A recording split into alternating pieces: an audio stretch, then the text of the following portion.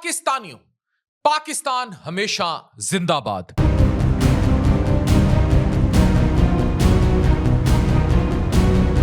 यह वीडियो इंतहाई अहम है। मैं हमेशा आपको कहता हूं कि सबसे इंपॉर्टेंट ताकत अगर आपके पास कोई है वो डिटरेंस की है, यानी आपके दिफा की। जितने ओवरसीज पाकिस्तानी मुझे देख रहे हैं, अपने हरे पासपोर्ट को सीने पर सजाकर बताया करें कि हम बेशक गरीब हैं लेकिन गैरत से भरे हुए हैं।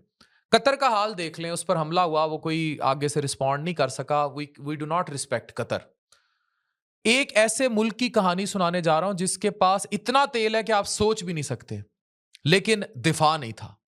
दुनिया में एक ही सबक बार बार समझाने की कोशिश करती है, मगर हम हर दफा उसे नजरअंदाज कर देते हैं।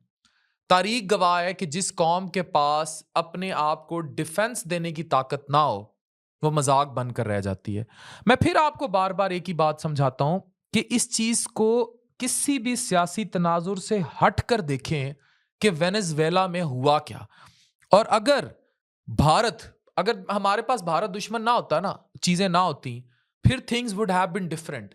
लेकिन अब इंडिया ने जो स्ट्रेटजी अपनाई हुई है और जो आरएसएस की आइडियोलॉजी है, उसको बड़ी डिटेल से स्टडी करने की जरूरत है। They want weaker provinces of Pakistan, they want a weaker Pakistan, टूटा हुआ, इंतशार में बिखरा हुआ पाकिस्तान, जिसको वो कैप्चर कर सकें। और उसके बाद हमारा हाल किसी सूरत गाजा से डिफरेंट नहीं करेंगे।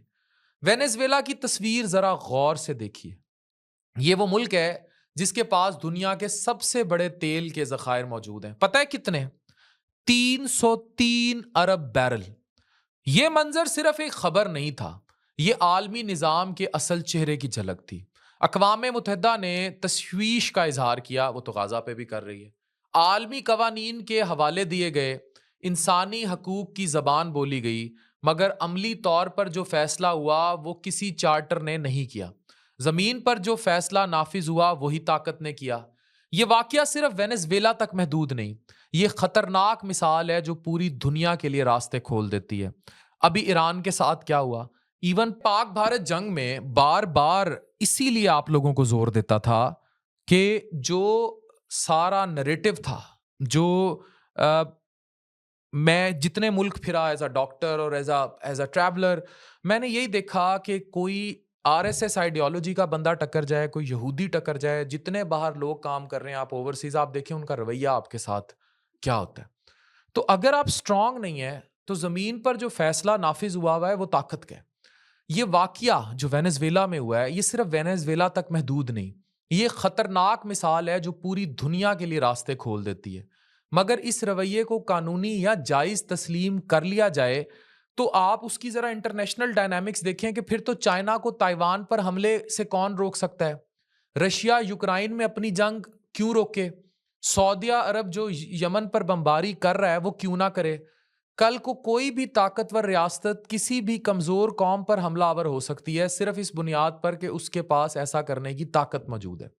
ये सब आजादी के दिफा का नाम नहीं, ये जमहूरियत की हिफाजत नहीं, ये ताकत का खुला और बेनकाब मुजाहरा है, जिसे दुरुस्त अल्फाज में इंपीरियलिज्म कहा जाता है। किसी मुल्क पर जंग मुसल्लत करना, उसके सदर को हिरासत में ले लेना और फिर ये ऐलान करना कि अब हम इस मुल्क को चलाएंगे, दरअसल उस आलमी निजाम पर सीधा हमला है जिसे हम इंटरनेशनल लॉ कहते हैं। आज ये सब वेनेजुएला के साथ हो रहा है, कल कोई भी मुल्क इंक्लूडिंग पाकिस्तान इस फहरिस्त में शामिल हो सकता है अगर आपकी डिटरेंस और दिफा स्ट्रांग नहीं है। और करेगा कौन? इंडिया और Israel.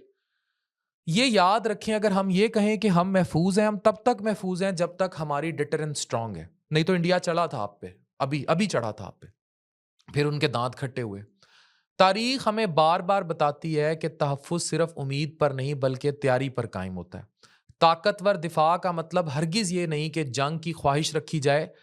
It is all about defence. ताकतवर दिफा का असल, अब पाकिस्तान की आप हिस्ट्री उठा के देख लें, हमने कभी भी जंग इनिशिएट नहीं की, हमने हमला नहीं किया जाकर।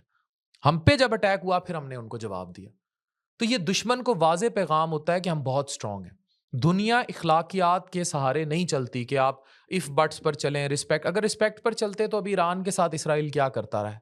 फिर अमेरिका क्यों कूदा उस जंग में? फिर पहले कहा कि मैं नहीं था, फिर बाद में मान भी गया। ये सब क्यों हो रहा है? दुनिया तवाज़ुन ताकत के असूल पर चलती है। ये एक तल्ख़ हकीकत है, मगर हकीकत बहरहाल यही है।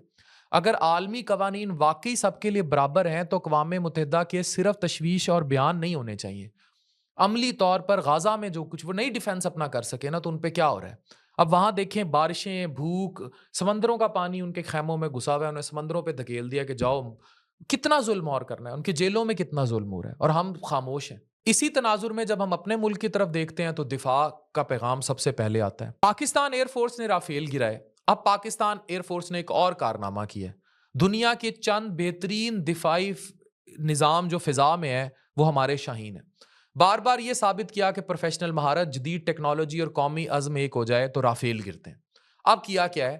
मकामी तौर पर तैयार करदा Taimoor air launch cruise missile का कामयाब तजर्बा किया। This is a symbolic message to India कि भाई हमारे कदम जमे हुए हैं और हम तैयार हैं। ये मिसाइल 600 किलोमीटर तक जमीनी और बहरी अहदाफ को इंतहाई दुरुस्तगी के साथ निशाना बनाएगा। जदीद नेविगेशन और गाइडेंस सिस्टम से लेस ये मिसाइल बहुत कम बुलंदी पर परवाज करता है, जिसकी वजह से दुश्मन को के एयर और मिसाइल डिफेंस सिस्टम को क्लियरली चकमा देगा। बिल्कुल इसी तरह जैसे हमारे जदीद मिसाइल्स जो थे, उन्होंने जाके राफेल को हिट किया था, उनकी टेक्नोलॉजी को चकमा दिया था। ये सिर्फ एक इतिहार नहीं है, बल्कि एक पैगाम है। ये पैगाम है कि पाकिस्तान की दिफाई सलाहियत सिर्फ नुमाइश नहीं, इनकी जो दिफाई सलाहियत थी वो दुबई के एयर शो में भी जमीन बोस थी। और हम पाकिस्तान हमेशा जिंदाबाद। Air chief marshal Zaheer Ahmed Babar Sidhu की क़यादत में पाकिस्तान एयरफोर्स क्लियरली अपनी डिटरेंस और टेक्निकल बर्तरी कायम रखी है।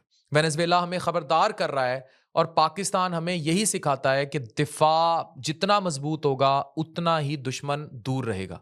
ये कहानी किसी एक सदर, उसकी हरासत, वेनेजुएला के तेल के ज़खायर और उन पर कब्जे तक महदूद नहीं। ये कहानी हमें याद दिलाती है कि दुनिया ताकतवर के साथ है और it is always survival of the fittest. And when there is survival of the fittest, who else is better than Pakistani कौम, Pakistani nation, Pakistan forces and आप सब। पाकिस्तान जिंदाबाद।